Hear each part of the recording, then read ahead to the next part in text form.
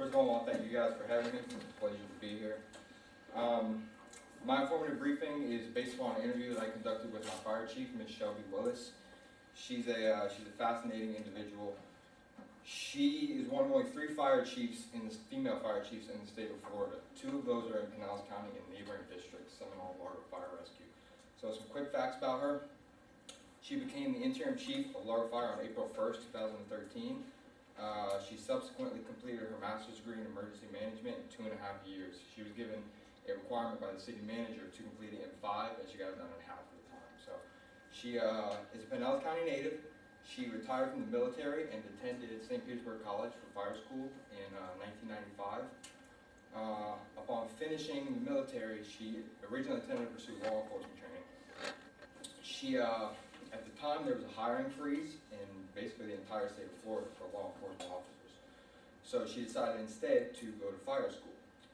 She went from EMT, from paramedic, directly into fire school, and it's a very rare track to take for our profession. Most people usually go EMT, fire, to medic school.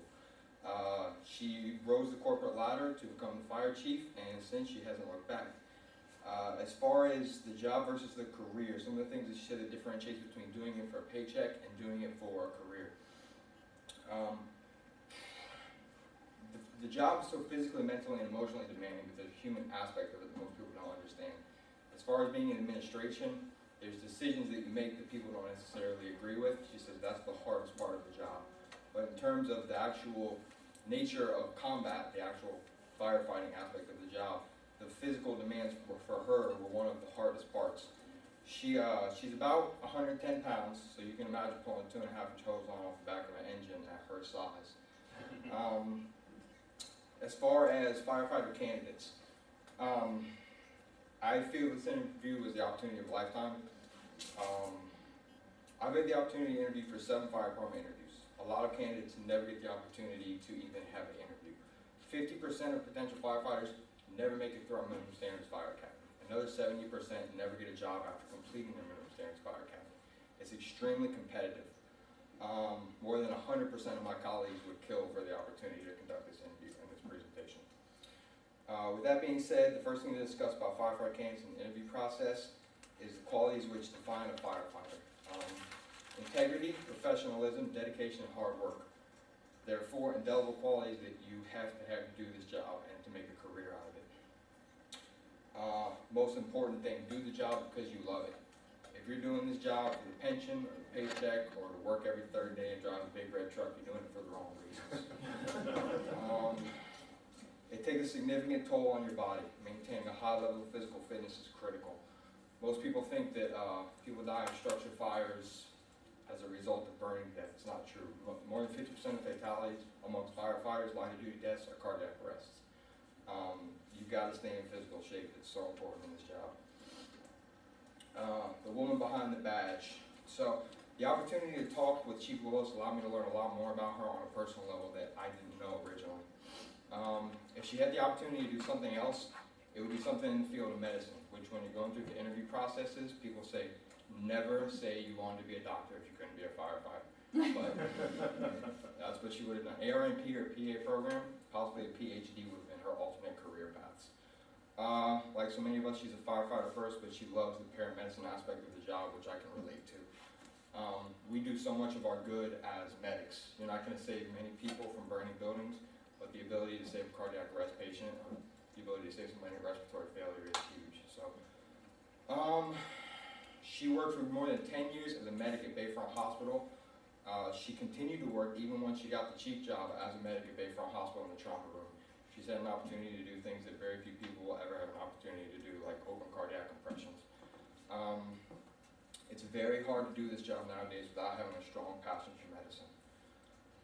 In terms of progress in the fire service, when she was hired, there were so many females in the fire service, and this is one of the things that she said was one of the biggest challenges of the job, is being accepted as a female. Even today, less than 4% of people in the fire service are females. And as I said, out of 3 chiefs, female fire chiefs in the state of Florida, we have 2 right here in the Greater Hillsborough County area. The most profound change she's witnessed is diversification of the fire service. The worst thing, on the flip side, is the resistance of that change.